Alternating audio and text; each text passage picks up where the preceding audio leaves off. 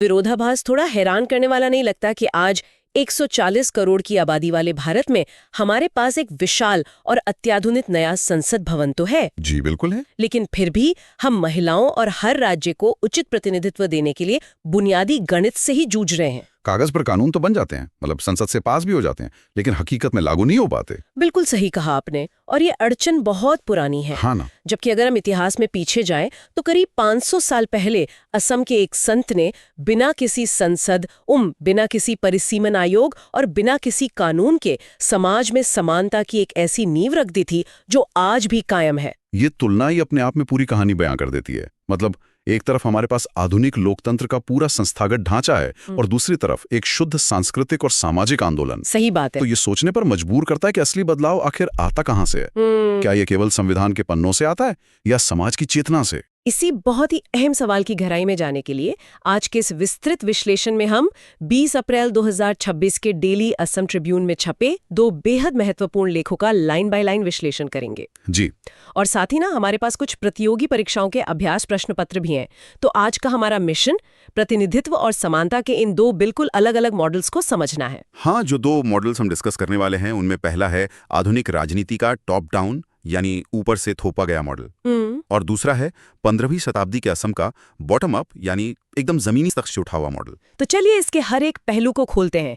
अगर हम पहले लेख से शुरू करें जो पूर्व आईएएस अधिकारी एमजीवी के भानु ने लिखा है, जिसका शीर्षक है व्हेन पॉलिटिक्स स्टॉल्स रिप्रेजेंटेशन। हाँ, ये लेख तो सीधे उस घाव पर उंगली रखता है जहां हमारी राजनीतिक व्यवस्था एक तरह से लकवाग्रस्त हो चुकी है। बिल्कुल। सरकार ने एक प्रस्ताव रखा था जिसमें लोकसभा की सीटों को 543 से बढ़ाकर 800 या 850 करने और साथ ही महिलाओं के लिए 33% आरक्षण लागू करने की बात कही गई थी। और ये प्रस्ताव कोई हवा में नहीं था। मेरा मतलब है इसके पीछे एक बहुत बड़ा जनसांख्यिकीय दबाव है। लेख का डेटा बहुत कुछ साफ कर देता है। जैसे 1971 में भारत की जनसंख्या लगभग 55 करोड़ थी जी। और आज ये 140 करोड़ के आंकड़े को पार कर चुकी है। उसी अनुपात में ना हमारे प्रशासनिक ढांचे का विस्तार भी हुआ है। बिल्कुल हुआ है। 1971 में देश में जिलों की संख्या 400 के आसपास थी, जो आज बढ़कर 780 से अधिक हो गई है। तो इस डेटा का सीधा सा अर्थ यह है कि प्रशासन लगातार लोगों तक पहुंचने की कोशिश कर रहा है। जिले छोटे किए जा रहे हैं ताकि शासन बेहतर हो सके। हाँ। लेकिन राष्ट्रीय स्तर पर प्रतिनिधित्व का जो पहिया है ना, वो 1971 में ही जाम हो गया है। आज भी लोकसभा की सीटें 543 पर ही अटकी हुई हैं। और इसका व्यवहारिक मतलब ये है कि आज एक सांसद औसतन 25 लाख से ज्यादा लोगों का प्रतिनिधित्व कर रहा है। 25 लाख, बिल्कुल। अगर कोई सांसद दिन रात भी काम करे ना, तो वो अपने 5 साल के कार्यकाल में अपने क्षेत्र के हर व्यक्ति से मिल तक नहीं सकता। नामुमकिन है। तो ये प्रतिनिधित्व कम और एक तरह की प्रतीकात्मकता ज्यादा लगती है, और ये प्रतीकात्मकता सबसे ज्यादा महिलाओं के मामले में दिखाई देती है, जो हमारी आबादी का आधा हिस्सा है। बिल्कुल। लेख के आंकड़े इस ओर एक बहुत ही कठोर वास्तविकता पेश करते हैं। भारत की लोकसभा में महिलाओं का प्रतिनिधित्व केवल 13.8% है। बहुत ही कम है। हाँ, अगर हम 543 सीटों का हिसाब लगाएं तो ये संख्या मुश्किल से 75 के आसपास बैठती है, जबकि वैश्विक स्तर पर संसदों में महिलाओं का औसत लगभग 27% है। मतलब हम रवांडा, दक्षिण अफ्रीका और यहाँ तक कि अपने पड़ोसी देश नेपाल से भी काफी पीछे हैं इस मामले में। जी।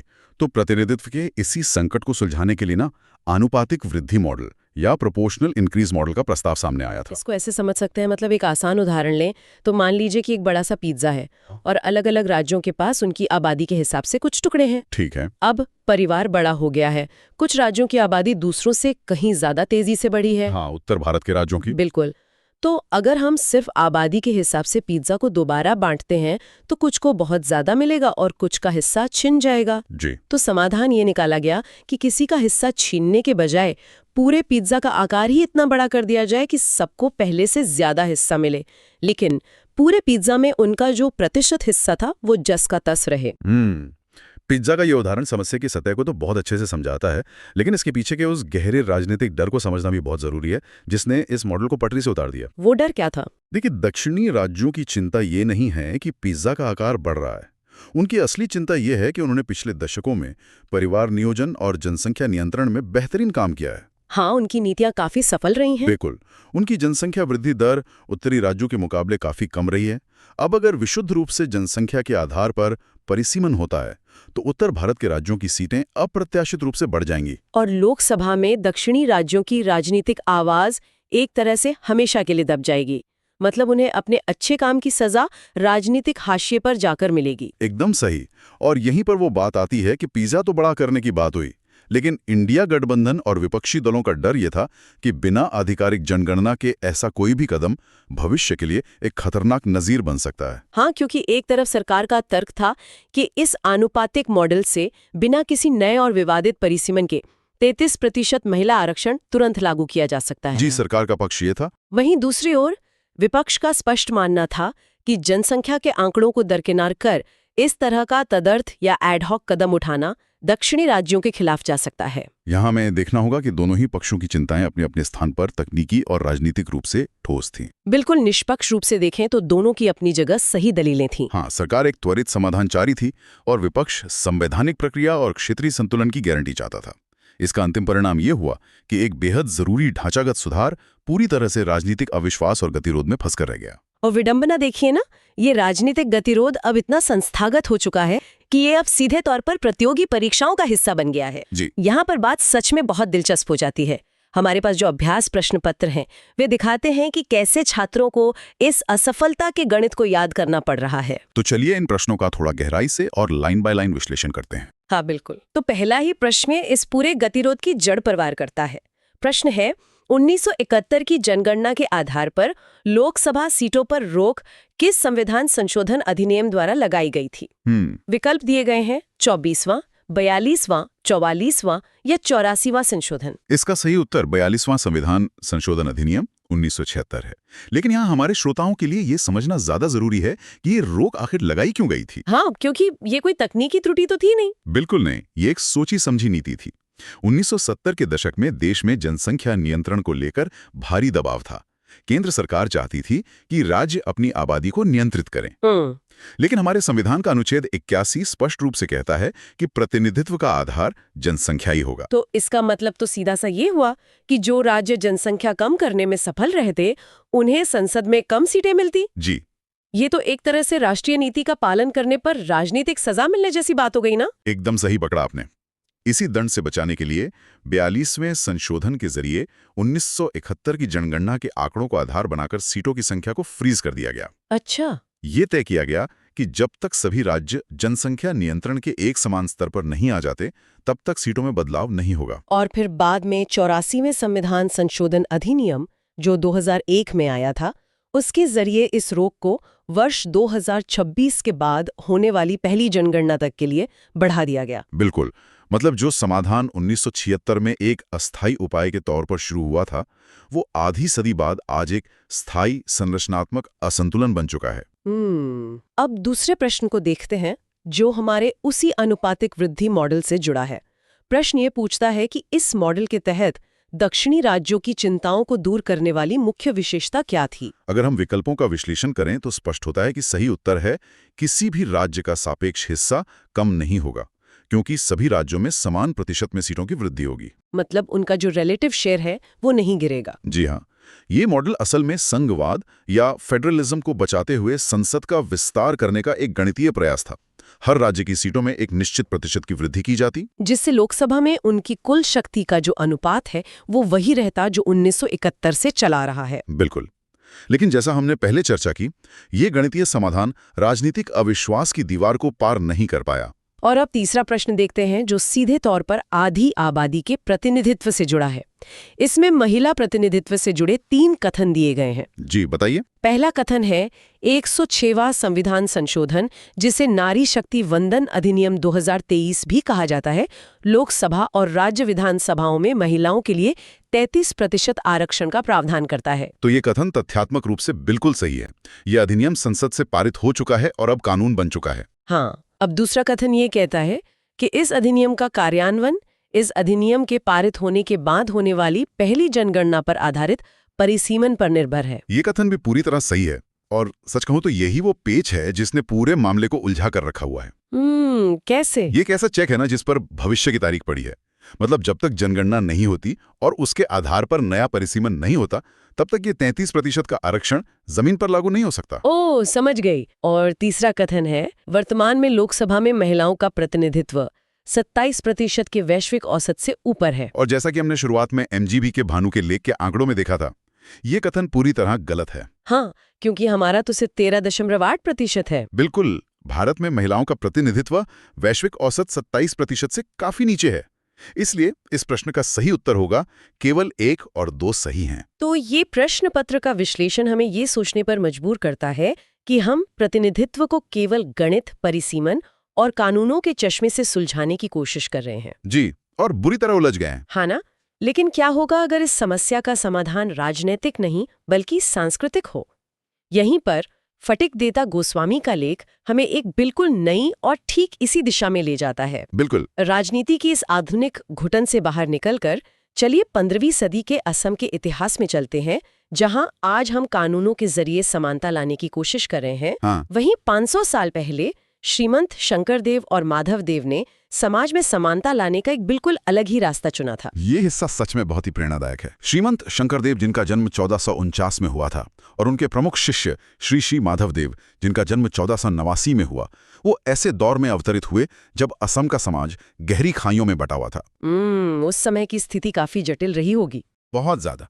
कर्मकांड, जातिगत भेदभाव, पशु बलि और अंधविश्वास का बोलबाला था। ऐसे माहौल में इन संतों ने नव वैष्णववाद, या जिसे एक शरण धर्म कहते हैं, उसका प्रवर्तन किया। और ये कोई आम धार्मिक विचार नहीं था, ये एक पूरी सामाजिक क्रांति थी। एक शरण धर्म का तो शाब्दिक अर्थ ही है एक ईश्वर की शरण में जाना, है ना? जी बिल्कुल। जहां तक इन लेखों का हम विश्लेषण करें तो सबसे हैरान करने वाली बात यह है कि इनकी सबसे बड़ी क्रांति इनकी सरलता में ही छिपी थी। इन्होंने ईश्वर और इंसान के बीच से हर उस बिचौलिए, हर उस कर्मकांड को हटा दिया जो भेदभाव पैदा करता था। यही इस दर्शन का मूल था। मतलब उन्होंने समाज को स्पष्ट कर दिया कि मोक्ष या ईश्वर तक पहुंचने के लिए किसी भी जटिल कर्मकांड, मूर्ति पूजा या पशु बलि की कोई आवश्यकता नहीं है। तो फिर रास्ता क्या था? केवल भगवान विष्णु या कृष्ण के नाम जपने से ही काम हो जाएगा। और सबसे महत्वपूर्ण बात पता है क्या थी? क्या? उन्होंने ये घोषणा की कि इस नाम को जपने का अधिकार समाज के हर वर्ग, हर जाति और हर समुदाय को एक समान रूप से है। इसमें कोई ऊंच नीच नहीं है। अरे वाह! लेख में सत्र और नामघर का बहुत प्रमुखता से जिक्र किया गया है। पहली नजर में ये सिर्फ मठ या प्रार्थना घर जैसे लगते हैं। हाँ, ऊपर से देखने पर। लेकिन अगर हम इनके कार्यप्रणाली को थोड़ा गहराई से देखें तो ये असल में मिनी पार्लियामेंट या कहें तो कम्युनिटी सेंटर की तरह काम कर रहे थे, है ना? बिल्कुल सही कहा आपने।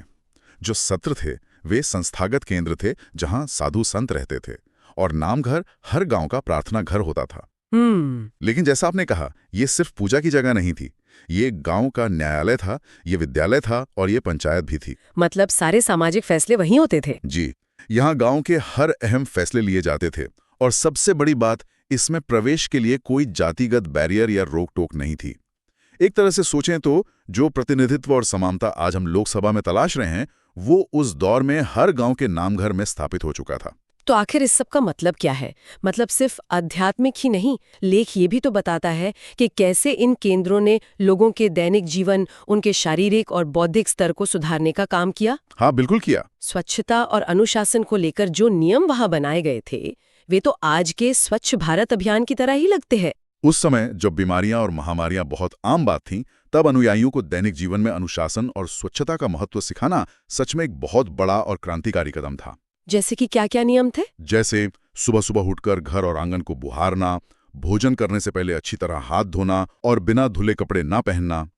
ये केवल धार्मिक कर्मकांड नहीं थे, बल्कि स्वास्थ्य रक्षा के बहुत ही बुनियादी नियम थे।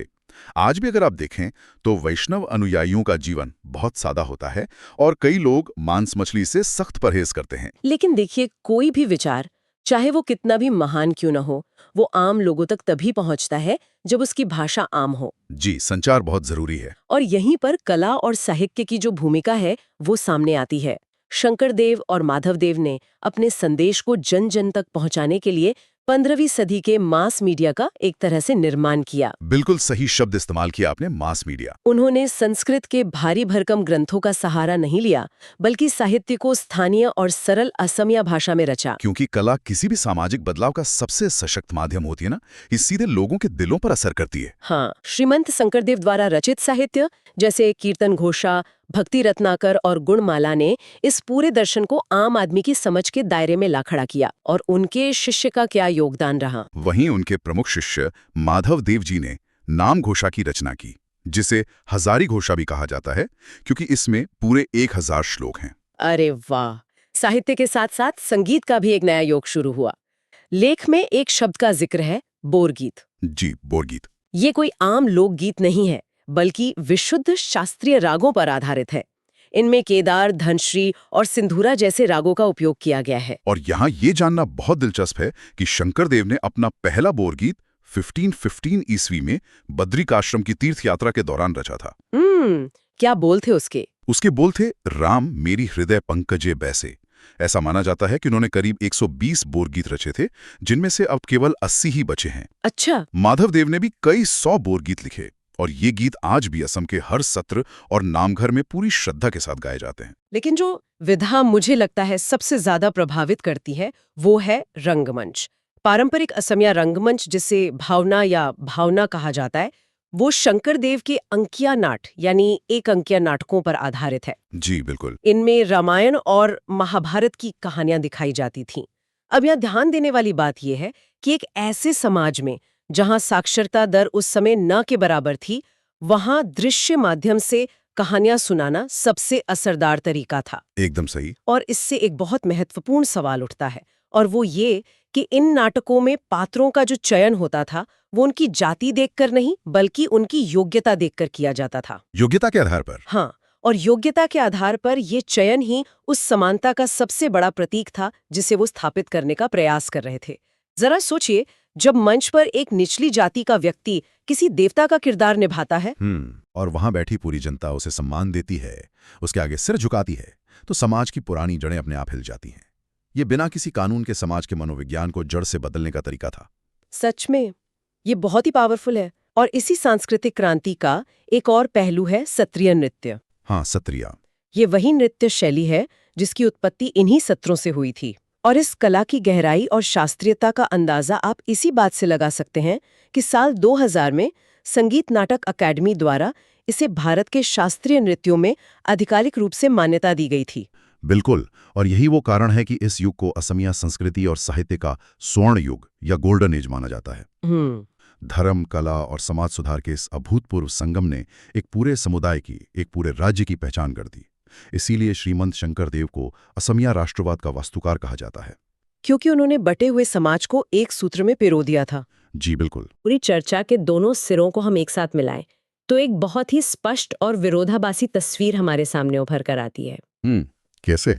एक तरफ हमने आधुनिक भारत की राजनीतिक व्यवस्था का लाइन बाय लाइन विश्लेषण किया। हमने देखा कि 140 करोड़ की आबादी और 543 लोकसभा सीटों के बीच का गणित आखिर कैसे उलझा हुआ है। हाँ, और वो 13.8% महिला प्रतिनिधित्व वाला आंकड़ा। बिल्कुल, वो आंकड़ा हमें बताता है कि संवैधानिक व्यवस्थाएं कागज पर चाहे जितनी भी मजबूत हों, अगर राजनीतिक इच्छा शक्ति का अभाव हो तो परिसीमन और आनुपातिक मॉडल जैसे बेहतरीन प्रस्ताव भी सिर्फ गतिरोध बनकर रह जाते हैं। सही कहा। और वहीं दूसरी तरफ 15वीं शताब्दी का असम हमें एक बिल्कुल अलग ही मार्ग दिखाता है, जहां श्रीमंत शंकरदेव और माधवदेव ने बिना किसी सत्ता, बिना किसी चुनाव और बिना किसी भी संवैधानिक संशोधन के समाज में समानता की एक ऐसी गहरी लकीर खींच दी जो सदियों बाद भी आज तक नहीं मिटी। उन्होंने कला, संगीत, साहित्य और नामघर जैसे सामुदायिक केंद्रों के जरिए प्रतिनिधित्व का एक ऐसा जमीनी मॉडल तैयार किया जिसने समाज की सबसे गहरी खाइयों को पाट दिया। तो हमारा ये पूरा विश्लेषण एक बहुत ही गंभीर सवाल छोड़ जाता है। आज हमारे पास एक बेहद विस्तृत लिखित संविधान है, चुनाव आयोग है, परिसीमन आयोग है और एक विशाल संसद भवन है। जी। फिर भी हम समाज के हर वर्ग और महिलाओं को उचित प्रतिनिधित्व देने के लिए राजनीतिक अविश्वास में ही फंसे रहते हैं। वहीं 500 साल पहले बिना किसी मतदान या संसद के असम के इन संतों ने सिर्फ कला और एक साधारण प्रार्थना घर के जरिए समाज को जोड़ दिया था। ये विचार करने योग्य है कि क्या हमारी आधुनिक लोकतांत्रिक व्यवस्थाओं को, जहां हर समस्या का समाधान गणितीय आनुपातिकता और परिसीमन के तकनीकी पेचों में ही तलाशा जाता है, प्रतिनिधित्व और समानता के असली मायने इन 15वीं सदी के संतों से सीखने की जरूरत है? ये सच में सोचने वाली बात है। क्या समानता केवल संसद में सीटों का प्रतिशत बढ़ा देने से आ जाएगी, या इसके लिए समाज की चेतना को अंदर से झकझोरने वाले किसी नए सांस्कृतिक जागरण की आवश्यकता है? इन लेखों और इतिहास के पन्नों का हमारा ये सफर आज यहीं समाप्त होता है। इस गहन चर्चा का हिस्सा बनने के लिए बहुत बहुत धन्यवाद।